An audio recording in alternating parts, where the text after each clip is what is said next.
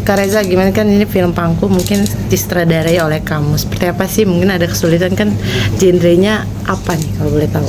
Oh, jadi drama. Drama. Kesulitannya ya lebih kepada bagaimana memastikan bahwa semuanya bisa berjalan dengan baik.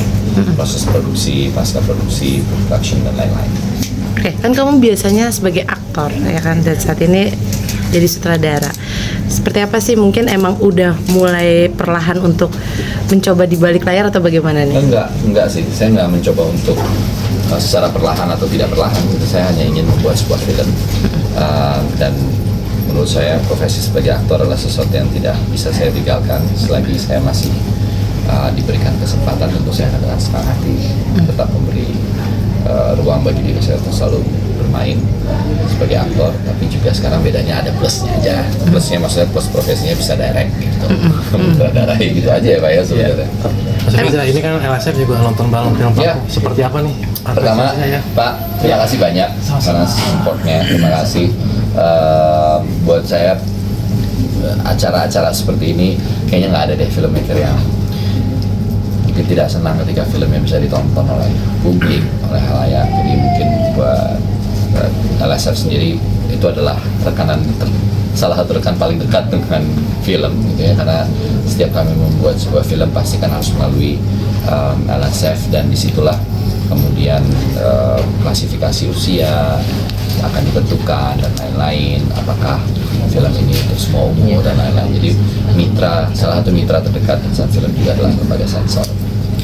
Mas, pesan ke teman-teman pelajar Indonesia dari film ini apa, kan ini terkait dengan anak juga ya? Iya, artinya saya nggak punya pesan yang secara spesifik kalau ditanya soal pelajar gitu, tapi buat saya mudah-mudahan kalau dilihat dari dunia pendidikan, setiap anak berhak mendapatkan pendidikan, dan mudah-mudahan tidak terbebani atas urusan administrasi, karena kadang-kadang kita masih melihat ada sekitar, saya lupa angka persisnya, saya sempat membaca sebuah artikel dan data tentang ini, ada beberapa anak-anak, tidak beberapa ya, angka persisnya saya lupa, mungkin sekitar 2 sekian juta anak di Indonesia mengalami proses yang sulit secara administrasi untuk bisa mendaftarkan diri mereka ke sekolah gitu. Nah itu mudah-mudahan menjadi pengingat bersama bahwa harusnya tidak ada beban yang diberikan kepada anak untuk ketika mereka ingin bersekolah. Mungkin itu aja sih. Mas Reza, awal ide membuat film Pangku ini terinspirasi dari mana? Apa memang tahu langsung Mas Reza? Karena saya pernah, tentu riset ya bersama Felix selama kurang lebih 4-6 bulan. Tapi kalau tahunya itu waktu itu saya syuting kebetulan memang di daerah sana, di daerah Pantura, dan kemudian melihat fenomena sosial itu terjadi dan ada, dan menarik buat saya untuk memotret itu. Pak, dari LSF sendiri setelah melihat film Pangku ini, ya, Mas Reza? Alhamdulillah kali ini di Kota Depok ya, kami Lembaga Sensor Film bisa berkolaborasi dengan Gambar Gerak ya, PH Mas Reza dan juga film Pangku. Jadi salah satu yang kami upayakan saat ini, kita ingin terus literasi tontonan ya, budaya sensor mandiri menonton sesuai usia itu menjadi semakin populer di tengah-tengah masyarakat, sehingga masyarakat mendapatkan tontonan yang sesuai dengan klasifikasi dan perkembangan psikologisnya gitu.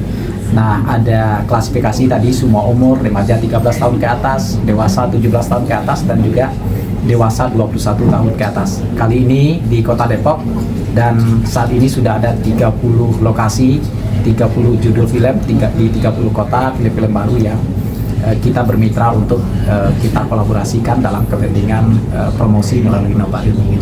Mas, berarti sensor mandiri ini sangat penting bagi LSF dan juga bagi PH juga bisa bilang gitu, atau gimana? Iya, maksudnya kan itu kan bentuk sensor yang kemudian tidak serta-merta memotong secara sepihak gitu ya, tapi mengembalikan sebenarnya bagaimana ke pembuat filmnya untuk klasifikasi usia yang ditentukan. Yang menjadi tantangan sebenarnya bagaimana sudut pandang nantinya lembaga sensor dalam melihat adegan demi adegan.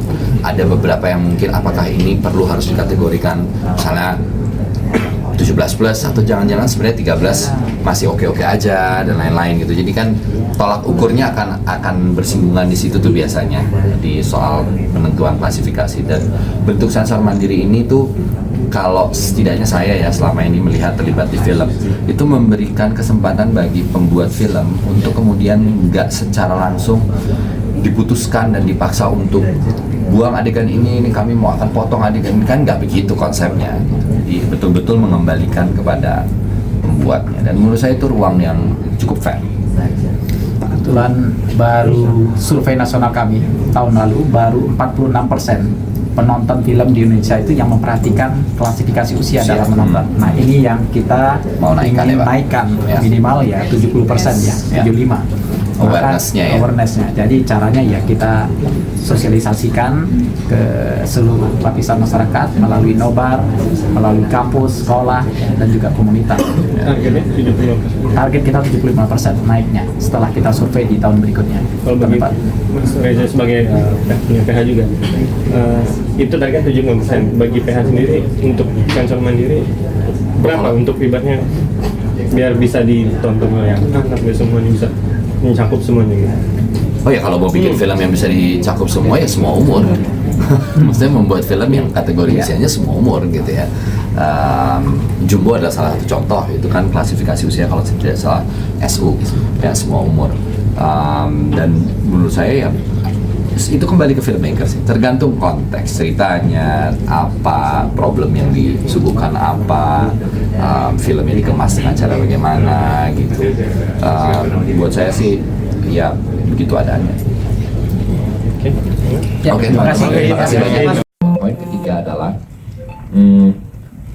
saya rindu melihat potret tentang masyarakat yang mungkin tidak terlalu punya representasi yang cukup dalam dunia film, yaitu those who are marginalized gitu ya, atau mereka yang berada di sudut-sudut kota, sudut-sudut wilayah daerah tertentu dan lain-lain yang punya kehidupan menarik untuk dipotret dalam sebuah film. Yang saya hindari adalah tidak membuat sebuah film untuk kemudian mengeksploitasi sebuah kemiskinan, tapi melihat harapan apa yang muncul di dalamnya. Itu saya rasa 3 poin utama dari film ini. Sudah cukup panjang perjalanan film Pangku bersama produser saya Mas Arya Ibrahim, ada di sebelah sana. Ini adalah produser saya. Kami mendirikan sebuah perusahaan film bernama Gambar Gerak yang kantornya diawali dengan ukuran 3x3 meter. Sebuah ruang kecil yang kami sewa, menggodok ide dan gagasan, dan saya percaya bahwa saya sangat ingin memulai sesuatu, menjajakinya dari awal gitu, dari betul-betul bagaimana ide ini tumbuh, bagaimana Gambar Gerak menjadi sebuah perusahaan kecil, perusahaan film kecil yang kami gagas, isinya cuma 3 orang di dalamnya ketika kami mengawali membangun production company ini. Mudah-mudahan itu juga bisa menjadi sebuah hope atau harapan bahwa tidak ada mimpi yang terlalu kecil atau tidak ada keinginan yang terlalu besar untuk tidak bisa diwujudkan selama kita punya kemauan, keinginan, ikhtiar kita cukup, dan saya yakin banget itu bisa diwujudkan gitu. Lain daripada itu, mungkin saya membahas sedikit mengenai perjalanan Pangku